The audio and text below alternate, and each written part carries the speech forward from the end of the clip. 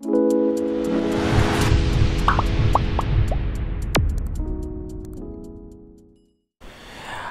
বিষয় 2024 সালের ষষ্ঠ শ্রেণীর তৃতীয় পর্যায়ক্রমিক মূল্যায়নের ভূগোলের প্রথম সেটের সাজেশন প্রশ্ন এবং তার উত্তর। তোমার তৃতীয় পর্যায়ক্রমিক মূল্যায়ন অর্থাৎ ফাইনাল পরীক্ষা আগামী নভেম্বর মাসের শেষের দিকে অথবা ডিসেম্বর মাসের শুরুতে অনুষ্ঠিত হবে। এই পরীক্ষায় তোমাদের পূর্ণমান থাকবে 70, সময় পাবে তোমরা 2 ঘন্টা 30 মিনিট। তোমাদের এর আগের ফাইনাল পরীক্ষা বা থার্ড ইউনিট টেস্টের বাংলা এবং ইতিহাসের প্রশ্নের উত্তর করানো হয়ে গেছে। তোমরা যারা যারা দেখোনি তাদের জন্য লিঙ্ক ডেসক্রিপশন বক্সে দেওয়া আছে, তোমরা সেখানে দেখে নিতে পারো। তোমাদের এই প্রশ্নোত্তর পর্বটি আলোচনা করার আগে তোমাদের সিলেবাসটা নিয়ে আলোচনা করব, যে কোন কোন চ্যাপ্টার থাকবে এবং সেখান থেকে কত নম্বরের কী কী টাইপের প্রশ্ন হতে পারে। তারপরে তোমাদের মেন যে প্রশ্ন উত্তর সেখানে আমরা যাব। তবে তার আগে বলে রাখি, তোমরা যারা এই চ্যানেল নতুন তারা অবশ্যই চ্যানেলটিকে সাবস্ক্রাইব করে দিও এবং পাশে থাকা বেল আইকনটি প্রেস করে দিও। এবং ভিডিওটি দেখার সঙ্গে সঙ্গে তোমরা কে কোন স্কুলে পড়ো কমেন্ট করতে কিন্তু ভুলবে না। ষষ্ঠ শ্রেণীর যে পূর্ণমান, সে পূর্ণমান থাকবে 70 এবং কিভাবে বিভাজন থাকবে দেখো। প্রথমে দেখো পাঠ একক, এখানে তুমি কোথায় আছো, এখান থেকে 1 নম্বরের যেটা বহু বিকল্প উত্তরভিত্তিক প্রশ্ন, সেখানে থাকবে এমসিকিউতে থাকবে 2টো প্রশ্ন। এই চ্যাপ্টার থেকেই তোমাদের 1 নম্বরের থাকবে একটা প্রশ্ন, এছাড়া 2 নম্বরের থাকবে একটা প্রশ্ন, 3 নম্বরের থাকে একটা প্রশ্ন, অর্থাৎ এই চ্যাপ্টার থেকে তোমাদের 8 নম্বরের প্রশ্ন থাকবে। এরপর থাকছে পৃথিবীর আবর্তন, সেখান থেকে তোমাদের এমসিকিউ থাকবে 2টো, 1 নম্বরের থাকবে একটা এবং 3 নম্বরের একটা প্রশ্ন থাকবে। তোমাদের এখানে থাকছে 6 নম্বর এই চ্যাপ্টার থেকে। আবহাওয়া ও জলবায়ু, এখান থেকে তোমরা এমসিকিউ 2টো পাবে, এছাড়া 1 নম্বরের প্রশ্ন পাবে তোমরা এখানে 2টো এবং 5 নম্বরের একটা প্রশ্ন পাবে। এখানে টোটাল থাকছে 9 নম্বর। বায়ু দূষণ, এখান থেকে তোমরা এমসিকিউ 2টো পাবে, 1 নম্বরের প্রশ্ন একটা পাবে, এছাড়া 3 নম্বরের প্রশ্ন একটা পাবে, মোট থাকবে এখানে 6 নম্বর। শব্দ দূষণ, এখান থেকে তোমরা এমসিকিউ একটা পাবে, 1 নম্বরের প্রশ্ন একটা, 2 নম্বরের প্রশ্ন একটা পাবে। এখানে থাকবে এই চ্যাপ্টার থেকে তোমাদের 4 নম্বর। 6 নম্বর চলে আসছি ভারতের ভৌগোলিক পরিবেশ, এখান থেকে তোমরা মানচিত্রতে পাবে তোমরা 5 চেককে 5 নম্বর পাবে এখানে মানচিত্র থেকে। এছাড়াও তোমরা এমসিকিউতে পাবে 4টে এমসিকিউ, 1 নম্বরের প্রশ্ন হবে 3টে এবং 2 নম্বরের প্রশ্ন হবে একটা, 5 নম্বরের প্রশ্ন হবে একটা, অর্থাৎ এখানে এই চ্যাপ্টার থেকে কিন্তু মোটামুটি 19 নম্বর তোমাদের থেকে যাবে। এবার ভারতের কৃষিকাজ, এখান থেকে তোমরা এমসিকিউ 2টো পাবে, 1 নম্বরের প্রশ্ন হবে একটা, 5 নম্বরের প্রশ্ন হবে একটা, অর্থাৎ 8 নম্বরের প্রশ্ন এখান থেকে পাবে। ভারতের জনজাতি, এখান থেকে এমসিকিউ একটা পাবে, 1 নম্বরের প্রশ্ন একটা, 2 নম্বরের প্রশ্ন একটা, অর্থাৎ এখানে মোট নাম্বার থাকছে 4। মানচিত্র, এখান থেকে তোমরা এমসিকিউ পাবে 2টো, 1 নম্বরের প্রশ্ন একটা, 3 নম্বরের প্রশ্ন একটা, অর্থাৎ 6 নম্বর। মোট তোমাদের 70 নম্বরের প্রশ্ন। তাহলে দেখো এখানে তোমাদের মোট যেটা তোমার ম্যাপে থাকছে 5 নম্বর, এমসিকিউতে থাকছে 18 নম্বর, 1 নম্বরের কোশ্চেন থাকছে 12টা, 2 নম্বরের কোশ্চেন থাকছে 4টে, 3 নম্বরের কোশ্চেন থাকছে 4টে, এছাড়া 5 নম্বরের কোশ্চেনে 3টে, মোট তোমাদের 70 নম্বরের প্রশ্ন থাকবে। বোঝা গেছে? এবার আমরা দেখে নেব তোমাদের তৃতীয় পার্বিক মূল্যায়নে তোমাদের প্রশ্নপত্র ঠিক কেমন হবে। দেখো তোমাদের প্রথম প্রশ্ন থাকবে, ভারতের রেখা মানচিত্রে নিম্নলিখিত বিষয়গুলি উপযুক্ত প্রতীক চিহ্ন সহ বসাও। অর্থাৎ এটা তোমাদের ম্যাপ পয়েন্টিং থাকবে। দেখো প্রথম প্রশ্ন, কাঞ্চনজঙ্ঘা কোথায় তোমাদের দেখাতে হবে, করমণ্ডল উপকূল কোনটা দেখাতে হবে, গঙ্গা নদী কোনটা দেখাতে হবে, ক্রান্তীয় আর্দ্র জলবায়ু অঞ্চল কোথায় দেখাতে হবে, পার্বত্য মাটিযুক্ত অঞ্চল কোথায় দেখাতে হবে। এটা কিন্তু উপযুক্ত প্রতীক সহ এটা কিন্তু তোমাদের দেখাতে বলা হয়েছে। এবার চলে আসছি এমসিকিউ প্রশ্ন, যে তোমাদের দেখালাম যে 18টা তোমাদের এমসিকিউ প্রশ্ন দেখতে পেলে তোমরা 18টা এমসিকিউ প্রশ্ন থাকছে, সেই 18টা এমসিকিউ প্রশ্ন নিয়ে আলোচনা করব। এই প্রশ্নগুলো কিন্তু তোমাদের পর্ষদ থেকে দেওয়া বাংলা শিক্ষা পোর্টালের থেকে নেওয়া হয়েছে, অর্থাৎ এই প্রশ্নগুলো কিন্তু সবটাই খুব ইম্পর্টেন্ট। ঠিক উত্তর নির্বাচন করো। প্রথম যে প্রশ্ন, পৃথিবীর যে পথে সূর্যের চারিদিকে ঘোরে তাকে বলে পৃথিবীর অক্ষ নাকি কক্ষপথ নাকি কক্ষতল নাকি নিরক্ষীতল। তো সঠিক উত্তর হবে কক্ষপথ। পৃথিবীর মোট অক্ষরেখার সংখ্যা 90 নাকি 180 নাকি 179 নাকি 80। উত্তর হবে 90।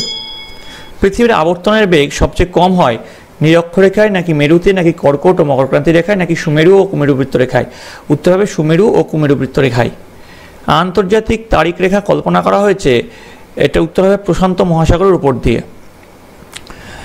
ইনসোলেশনের যে 51% রাতের বেলা বিকিরিত হয়ে মহাশূন্যে ফিরে যায় তাকে বলে কার্যকরী সৌর বিকিরণ, নাকি আগত সৌর বিকিরণ, নাকি পার্থিব বিকিরণ, নাকি অ্যালবেডো? উত্তর হবে পার্থিব বিকিরণ। এবার মেঘলা রাত বেশি অস্বস্তিকর হওয়ার কারণ, এর সঠিক উত্তর হবে রাতে মেঘের উপস্থিতি পৃথিবীর বিকিরিত তাপকে মহাশূন্যে ফিরে যেতে বাধা দেয়। এটা হবে সঠিক উত্তর। চলে আসছি পরের প্রশ্ন 6 নম্বর। বায়ু দূষণের সহায়ক নয় কার্বন মনোক্সাইড, নাকি সালফার ডাইঅক্সাইড, নাকি ক্লোরোফ্লোরোকার্বন, নাকি সোডিয়াম নাইট্রেট? তো এটা সঠিক উত্তর হবে সোডিয়াম নাইট্রেট। বাড়ি থেকে 3 কিলোমিটার দূরে অবস্থিত তোমার বিদ্যালয়ে যেতে কোন যানবাহনটি ব্যবহার করলে বায়ু দূষণ হবে না? দেখো এটা সঠিক উত্তর হবে সাইকেল। সাইকেলে কিন্তু বায়ু দূষণ হয় না। 6 নম্বর, শব্দের তীব্রতা পরিমাপ করার জন্য ডেসিবেল মিটার, এটা হচ্ছে সঠিক উত্তর। যন্ত্রের নাম হচ্ছে ডেসিবেল মিটার। কোনটি শব্দ দূষণ কমাতে সহায়ক নয়? তো এটা সঠিক উত্তর হবে বাজার, শব্দ দূষণ কমাতে সহায়ক নয়। হিমালয়ের সমান্তরাল পর্বতশ্রেণী হলো, এখানে সঠিক উত্তর হচ্ছে সহ্যাদ্রি। বোঝা গেল? এবার দেখো চলে আসছি পরের 6 নম্বরের যে প্রশ্ন, কাবেরী নদীর উৎস, তো এখানে যেটা সঠিক উত্তর হবে ব্রহ্মগিরি। চেন্নাই নাকি শ্রীনগর, নাকি দিল্লি, নাকি চণ্ডীগড় এর জলবায়ু সমুদ্র দ্বারা প্রভাবিত? আমরা জানি চেন্নাইটা হচ্ছে সমুদ্রের ধারে, তো সঠিক উত্তর হবে চেন্নাই। পলি মাটি, কালো মাটি, নাকি লাল মাটি, নাকি ল্যাটেরাইট মাটির জল ধারণ ক্ষমতা বেশি? উত্তর হবে কালো মাটি। মধ্যাহ্ন, পার্বত্য অঞ্চলে হিউমাসযুক্ত ঢালু জমি ধান, তুলো, নাকি গম, নাকি চা চাষের উপযুক্ত? সঠিক উত্তর হবে চা চাষের উপযুক্ত। মাটি নাকি সার, নাকি স্বাভাবিক উদ্ভিদ, না জলসেচ কৃষিকার্যের অপরিহার্য উপাদান? উত্তর হচ্ছে মাটি। পশ্চিমবঙ্গ নাকি হিমাচল প্রদেশ, নাকি ঝাড়খণ্ড, না ওড়িশা এই রাজ্যে সাঁওতাল সম্প্রদায় দেখা যায় না? উত্তর হচ্ছে হিমাচল প্রদেশ। চলে আসছি পরের প্রশ্ন, স্কেল। উত্তর দিক নির্দেশক, তীরচিহ্ন, শিরোনাম, রং মানচিত্রে গুরুত্বপূর্ণ কিন্তু অপরিহার্য উপাদান নয়। দেখো এই প্রশ্নটা ভুল আছে, তো এরকম যদি তোমাদের প্রশ্ন থাকে সেক্ষেত্রে তোমাদের কিন্তু টাচ করলে এটা পুরো নাম্বার পাবে। 10 নম্বর দেখো, ভূ বৈচিত্র্যসূচক মানচিত্রে দেখা দিয়ে নির্দেশিত হয় না, কোনটা হবে বনভূমি। এবার দেখো চলে আসে শূন্যস্থান পূরণে। পৃথিবীর পূর্ব পশ্চিমে বিস্তৃত অক্ষরেখাগুলি হলো পূর্ণবৃত্ত। এখানে শূন্যস্থানে বসছে অক্ষ। এখানে দেখো শূন্যস্থান তোমার 3টে আছে, 3 × 3। তারপরে দেখো 2 নম্বরে, 80 ডিগ্রি 30 মিনিট পূর্ব দ্রাঘিমা স্থানীয় সময় হলো ভারতের প্রমাণ সময়। 3 নম্বর দেখো, মালাবার উপকূলের উপহ্রদগুলিকে কয়া বলে? তো এখানে শূন্যস্থানে কি বসছে? উপহ্রদ। এবার দেখো স্তম্ভ মিলাও। কি বলেছে? বায়ুর আর্দ্রতার সঙ্গে দেখো কোনটা মিলছে? হাইগ্রোমিটার। ওজোন স্তরের অবক্ষয়ের সঙ্গে মিলছে ক্লোরোফ্লোরোকার্বন। সাইরেনের সঙ্গে মিলছে 130 ডেসিবেল। তাহলে স্তম্ভ মেলানোটাও কিন্তু আমাদের হয়ে গেল। এবার দেখো শুদ্ধ অশুদ্ধ লেখো। যেটা ঠিক সেখানে লিখবো শুদ্ধ, যেটা অশুদ্ধ যেটা ভুল সেটা লিখবো অশুদ্ধ। ভারতের ক্ষুদ্রতম রাজ্য সিকিম, এটা পুরোপুরি শুদ্ধ, তাই এখানে শুদ্ধ লিখলাম। কেরালা রাজ্যটি গম চাষের জন্য বিখ্যাত, এটা অশুদ্ধ, তার জন্য এখানে অশুদ্ধ লিখলাম। ভূগোলবিদ মার্কেটার প্রথম মানচিত্র বই প্রকাশ করেন, এটা হচ্ছে শুদ্ধ, তাই এখানে শুদ্ধ লিখলাম। এবার দেখো এক কথায় উত্তর দাও। এখানে প্রতিটি প্রশ্নের মান আছে 1 করে, 3টে প্রশ্ন পাবে। এখানে 3 × 3। কিসের ভিত্তিতে পৃথিবীকে 3টি তাপমণ্ডলে ভাগ করা হয়? তোমরা উত্তর লিখবে সূর্য থেকে যে পরিমাণ তাপ পৃথিবীতে পৌঁছায় তার ভিত্তিতে পৃথিবীকে 3টি তাপমণ্ডলে ভাগ করা হয়। চলে আসে 2 নম্বর, পার্বত্য নাতিশীতোষ্ণ অঞ্চলের পাতাগুলির আকৃতি সাধারণত কেমন হয়? তোমরা উত্তর লিখবে পার্বত্য নাতিশীতোষ্ণ অঞ্চলের পাতাগুলির আকৃতি সাধারণত সুচালো প্রকৃতির হয়। 3 নম্বর, নীলগিরি পাহাড়ের একটি আদিবাসী গোষ্ঠীর নাম করো যাদের প্রধান জীবিকা পশুপালন। তোমরা উত্তর লিখবে নীলগিরি পাহাড়ের একটি আদিবাসী গোষ্ঠীর নাম হলো টোডা, যাদের প্রধান জীবিকা পশুপালন। এবার দেখো বলেছে অনধিক 30টি শব্দে উত্তর দাও। এখানে দেখো 4টে প্রশ্ন হবে, প্রতিটি প্রশ্নের মান আছে 2 করে। প্রথম যে প্রশ্ন, মহাবৃত্ত বলতে কি বোঝো? তোমরা তার উত্তরে লিখবে পৃথিবীর নিরক্ষরেখা বা বিষুবরেখা একটি মহাবৃত্ত যা পূর্ব পশ্চিম দিক বরাবর পৃথিবীকে উত্তর মেরু ও দক্ষিণ মেরু থেকে সমান দূরত্বে 2টি সমান গোলার্ধে বিভক্ত করে। খ নম্বরের যে প্রশ্ন, শব্দদূষণ নিয়ন্ত্রণে সাইলেন্স বোর্ডের ভূমিকা কী? তারপরে দেখো গ, উপকূল অঞ্চলে দেখা যায় ভারতে এমন 4টি রাজ্যের নাম লেখো। তো উত্তর লিখবে তামিলনাড়ু, ওড়িশা, কেরালা, মহারাষ্ট্র। চেঞ্চু উপজাতি ভারতে কোন রাজ্যে বসবাস করে? এদের প্রধান জীবিকা কী? তো চেঞ্চু উপজাতি কোন রাজ্যে বসবাস করে? অন্ধ্রপ্রদেশ এবং ওড়িশায় চেঞ্চু উপজাতি বসবাস করে। এবার দেখো 5এর দাগের প্রশ্নে চলে আসছি। অনধিক 50টি শব্দ উত্তর দাও। এখানে দেখো 4টে প্রশ্ন আছে, প্রতিটি প্রশ্নের মান আছে 3 করে। অক্ষরেখা ও দ্রাঘিমা রেখার তিনটি পার্থক্য নিরূপণ করো। দেখো আমি এর উত্তরটা তোমাদের বড় করে দেখাচ্ছি। তো দেখো লিখবে তোমরা অক্ষরেখা ও দ্রাঘিমা রেখার পার্থক্য। প্রথম পয়েন্ট তিনটি যেহেতু বলেছে, প্রথমটা দেবে 1 নম্বর দেবে অক্ষরেখার অপর নাম সমাক্ষরেখা, দ্রাঘিমা রেখার অপর নাম দেশান্তর রেখা। 2 নম্বর দেবে অক্ষরেখাগুলি পূর্ব পশ্চিমে বিস্তৃত, দ্রাঘিমা রেখাগুলি উত্তর দক্ষিণে বিস্তৃত। 3 নম্বর লিখবে অক্ষরেখাগুলি পরস্পরের সমান্তরাল আর দ্রাঘিমা রেখাগুলি পরস্পরের সমান্তরাল না। তো বোঝা গেল পার্থক্যটা। এবার দেখো চলে আসছি পরের প্রশ্ন। তোমার ঘরের বায়ু দূষণ রোধের 3টি উপায় উল্লেখ করো। চলে আসছি ঘ, গ্লোব ও মানচিত্রের তুলনামূলক আলোচনা করো। আচ্ছা, এখানে খ নম্বরের যে প্রশ্নটা সেটা বাদ চলে গেছে। পৃথিবীর আবর্তনের বেগ নিরক্ষরেখা থেকে মেরুর দিকে ক্রমশ কমে যায় কেন? দেখে নেব এর সঠিক উত্তরটা কী হবে। উত্তর লিখবে পৃথিবীর আহ্নিক গতির বেগ বিষুবরেখা থেকে মেরুর দিকে ক্রমশ কমতে থাকে। কারণ পৃথিবী গোলাকার বলে এর পরিধি সব জায়গায় সমান নয়। বিষুবরেখা বরাবর পৃথিবীর পরিধি সর্বাধিক, এরপর পরিধি ক্রমশ কমতে কমতে 2 মেরুতে গিয়ে একবারে বিন্দুতে পরিণত হয়েছে। যেহেতু 24 ঘন্টায় পৃথিবীর সব এলাকাকেই একবার সম্পূর্ণ আবর্তন করতে হয়, তাই সময়ের সঙ্গে সমতা রাখতে যেখানে পরিধি যত বেশি সেখানে আবর্তনের বেগও তত বেশি হয়। বিপরীতভাবে বলা যায় যেখানে পরিধি যত কম হয় সেখানে আবর্তনের বেগও তত কম হয়। মধ্যভাগে বিষুবরেখা বরাবর পরিধি সর্বাধিক বলে পৃথিবীর আবর্তনের গতিবেগও বেশি, ঘন্টায় প্রায় 1630 কিলোমিটার। বিষুবরেখা থেকে উত্তর ও দক্ষিণে পৃথিবীর পরিধি ক্রমশ কমে যায় বলে আবর্তনের বেগও ক্রমশ কমতে থাকে। যেমন 30 ডিগ্রি অক্ষরেখায় প্রতি ঘন্টায় 1438 কিলোমিটার এবং 60 ডিগ্রি অক্ষরেখায় 990 কিলোমিটার। এভাবে কমতে কমতে উত্তর ও দক্ষিণ মেরুবিন্দুতে আবর্তনের কোনো বেগই থাকে না। ঠিক আছে, এবার দেখো ঘ নম্বর, গ্লোব ও মানচিত্রের তুলনামূলক আলোচনা করো। এর উত্তরটা তোমরা কি লিখবে? একটি মানচিত্র হলো বিশ্বের একটি নির্দিষ্ট অঞ্চলের একটি দ্বিমাত্রিক উপস্থাপনা, যখন একটি গ্লোব হলো সমগ্র বিশ্বের একটি ত্রিমাত্রিক প্রতিনিধিত্ব অর্থাৎ 3D।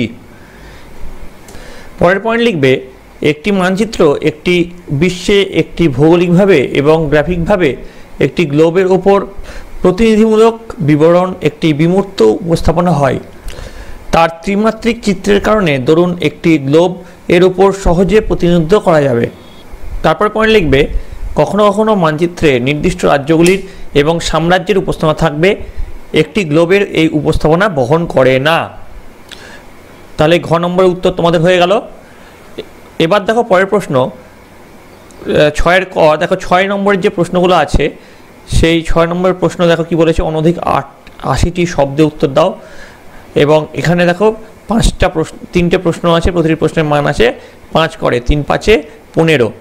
প্রথম যে প্রশ্ন আছে ক, সূর্যের তাপে বায়ুমণ্ডল সরাসরি উত্তপ্ত হয় না, কি কি পদ্ধতিতে এই বায়ুমণ্ডল উত্তপ্ত হয় যুক্তি সহকারে ব্যাখ্যা করো। তো এর উত্তর তোমরা কি লিখবে দেখে নাও। তো লিখবে বায়ুমণ্ডল উত্তপ্ত হওয়ার পদ্ধতি। সূর্য পৃথিবীর বায়ুমণ্ডলের উষ্ণতার প্রধান উৎস।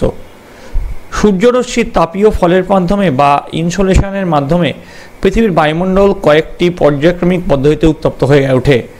এই পদ্ধতিগুলি হলো বিকিরণ পদ্ধতি বা রেডিয়েশন, পরিবহন পদ্ধতি বা কন্ডাকশন, পরিচলন পদ্ধতি অ্যাডভেকশন এবং তাপ শোষণ বা হিট অ্যাবজর্পশন। তো প্রথম যেটা পয়েন্ট বিকিরণ পদ্ধতি, এখানে তোমরা কি লিখবে, পয়েন্ট দিয়ে লিখবে যে পদ্ধতিতে কোনো মাধ্যম ছাড়াই বা মাধ্যম থাকলেও তাকে উত্তপ্ত না করে তাপ এক বস্তু থেকে অন্য বস্তুতে চলে যায় সেই পদ্ধতিকে বিকিরণ পদ্ধতি বলে। বায়ুমণ্ডল সূর্যকিরণের দ্বারা সরাসরিভাবে উত্তপ্ত হয় না।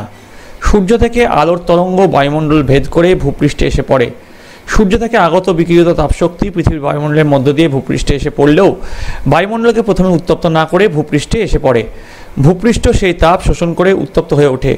ভূপৃষ্ঠ উত্তপ্ত হয়ে উঠলে আলোক চৌম্বকীয় তরঙ্গরূপে সেই তাপের বিকিরণ শুরু হয় ও ভূপৃষ্ঠ সংলগ্ন বায়ুস্তর উত্তপ্ত হয়ে ওঠে। এবার 2 নম্বর পয়েন্ট দিবে পরিবহন পদ্ধতি বা কন্ডাকশন।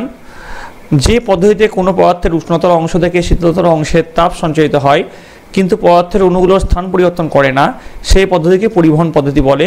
সূর্য থেকে বিকিরণ পদ্ধতিতে আগত তাপশক্তি বায়ুমণ্ডলের মধ্য দিয়ে এলেও বায়ুমণ্ডলকে উত্তপ্ত না করে প্রথমে কঠিন ভূপৃষ্ঠকে উত্তপ্ত করে।